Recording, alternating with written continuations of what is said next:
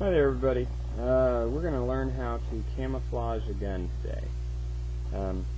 You can use a rifle, shotgun, handgun too. We're going to use a long gun today because it's easier, and you'll see once we do this, go through this procedure, why that is.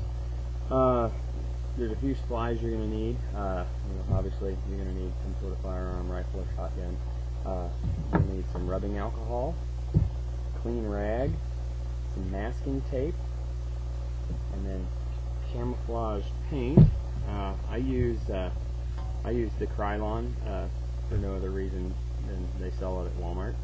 You can get this at just under $15 for these three. They're $4 something a piece. You don't need the black, just the brown, the tan, and the green. You also need a can of gray primer, and a small can of this would work fine if you can get that if you want to save money, because you use very little of this. And these are actually enough to do probably 3 guns once you get good at it and get addicted to it like I am since I started doing it. First thing, when you're dealing with anything to do with a firearm, you always keep the muzzle pointed in a safe direction. That is so important. And then, of course, check and make sure that it's not loaded. So once we've done that, then we'll take some of our rubbing alcohol here. Oh, I forgot one other supply you're going to need. You also need vegetation of some sort. You can use live or artificial. It doesn't really matter. During the summertime, there's no need to buy artificial stuff. There's so much everywhere. But as we get into winter, the pickings come a little more slim. Leaves are falling off everything. But there's still a lot out there at this time of year that you can find and use. And you want some definite patterns. Leaves like this. We've got some other stuff here. This cedar I like an awful lot. And then I like to use this long grass, like just field grass. I'm not sure what type of grass it is.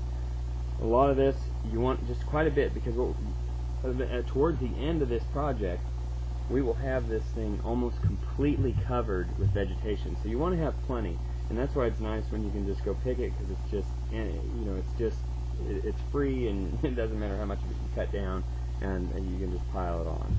So first thing we want to do is put some rubbing alcohol onto our rag, and we're going to wipe the gun down really well. We want to get any oil or residue off of it because we want our paint to stick. If you have a really shiny varnish on your gun that you're painting, you might want to take some 180 to 400 grit sandpaper and scuff it a little bit. You don't have to sand deep into the wood or sand all the varnish off. Just scuff the outer layer so it's dull, finished look, and then of course take more alcohol in your rag. Make sure you wipe all the dust and residue off of that. The next step here, once you've cleaned it sufficiently, is to take some of your masking tape and mask off essential areas you don't want paint getting into. On rifles and shotguns, everything, there's a hole behind the trigger, sometimes in front of it as well. When you get a little piece of tape in there, you don't want paint getting down in your firing mechanism. Also, this isn't as crucial on shotguns, but rifles, you want to plug the barrel, and you can use a foam earplug or a piece of paper towel, or shove a piece of tape in there, just anything to keep people from getting down on the rifle. And like I said, shotguns aren't as crucial. It's not going to affect your weapon at all in the long run. And if you have optics, if you're using a scope or something, you might want to have a little piece of toilet paper, and I'll use this as an example of the scope. It's got this ring on the outside. Well, the optic sits back a little bit. Well, you don't want to put a bunch of tape on your lens there, so you can take a piece of paper towel and then just tape around the edge, and you want to tape on the inside, so when you paint, your ring gets broken up and you don't have this distinct black circle out there. The whole idea of camouflage is to break up the outline. So once we've got it all taped off, we're all wiped down, next thing we're going to do is start with our camouflage paint, and we're going to paint bands onto this, and we're going to alternate color. We're going to start with our brown, and I'm going to paint a band on here, and then I might paint a band of brown here, and then maybe one all the way down here on the butt of the gun. and then I'm going to come back with my tan and my green and alternate in bands on there. And if you don't end up with 3 each, it doesn't matter. You know, one, you may end up with 2, just the way it lays out. It really doesn't matter, but you just want several different bands. And to save time, I've already started one here because there is some drying time involved. This paint dries pretty fast, but generally when I'm doing this, I like to leave it sit for 5 to 10 minutes in between each stage. But we're going to fly through this because we're kind of under the gun as far as time goes. So once we've got it to this stage, we've got all our bands laid out. And hold this up so you can see.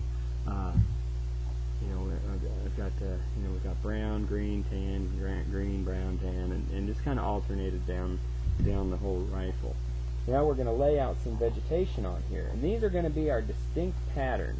This is what you're going to end up with. We're going to put a leaf pattern right here, and we'll get some more small leaves maybe up in here. I really like this cedar on my guns. It just has such a neat look when it's done. I'm going to go ahead and lay some of that out. I really enjoy using that. It looks really nice, and I've got cedar trees all around my house, so I've got unlimited supply. And I'm going to lay some out, more leaves out here. And you don't need a whole lot of distinct. This initial distinct pattern, if you don't want, it's really up to you.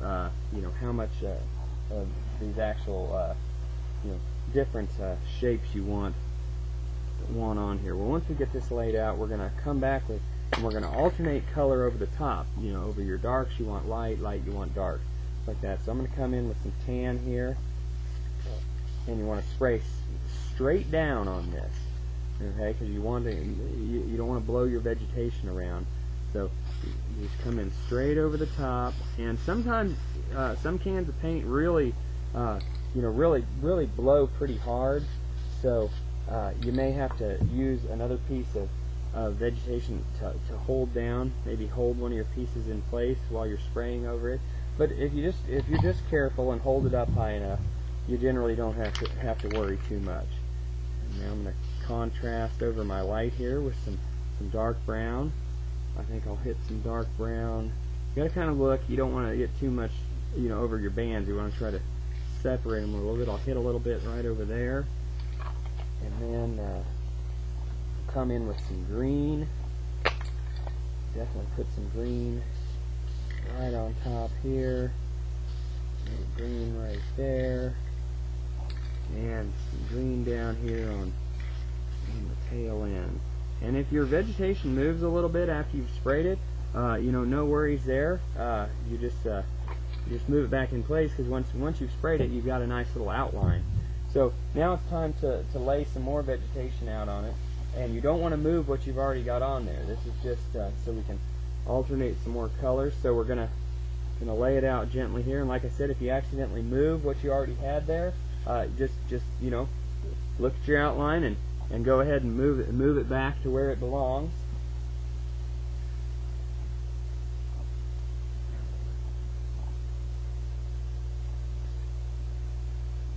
There we go, and do it right then. All right. Now, okay. Once we've got this, I want to break up my muzzle a little bit there. I didn't get any vegetation up on it. We're going to come back. We're going to alternate our colors again on here. That's the same thing. You're going to spray straight down.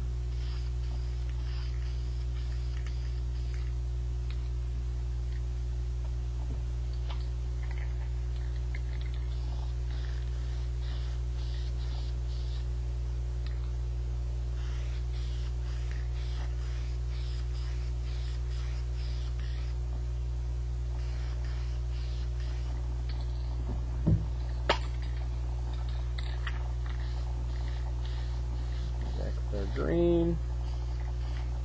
And like I said, you know, there's really no way of actually, I guess, messing this up, because like I said, the point of camouflage is to break up the silhouette.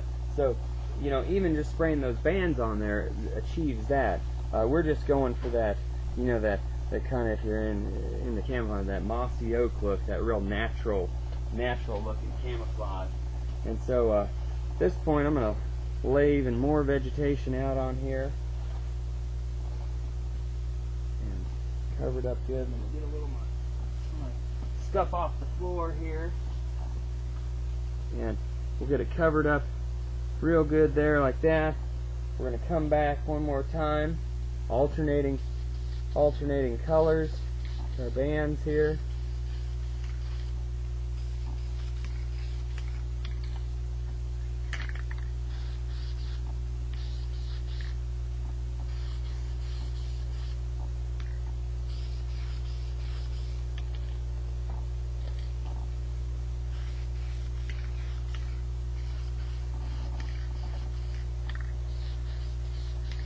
Alright, now you just want to lay, we've got one more stage of vegetation to lay on here. You just want to make sure it's, you know, it's pretty well just all covered up so that you can just barely see in through there. And this is where our gray primer comes in at. We're going to take this, and this is just an accent. You want real short little bursts of this, and you find a spot you can see in and just give it a little swish like this, and back there, and you just want a very little bit on there. Like I said, it's just almost a wisp, just for accent. Now, the best way to get all this vegetation off of there is I generally use a stick, and you just come in under the edge of this like so, and flip it off. And you come back in over here. We'll flip more of that off, and then you can see here. This is our finished product, and it just, you know, it just really turns out real nice. I'd already done the other side, because the same thing, you just repeat the process on the other side, and it just really turns out really nice. People often wonder when you tell them you painted your gun, they're thinking, oh wow. And then everyone who's ever seen one I've done is just really impressed, and it looks really nice, and it's great if you got an old beat up gun that's not worth a whole lot. You know, you can practice on that one, and then, you know, even if the barrel's rusty and it's got nicks in the stock, when you're done with it, it looks absolutely beautiful. It looks like it's got a factory finish on it.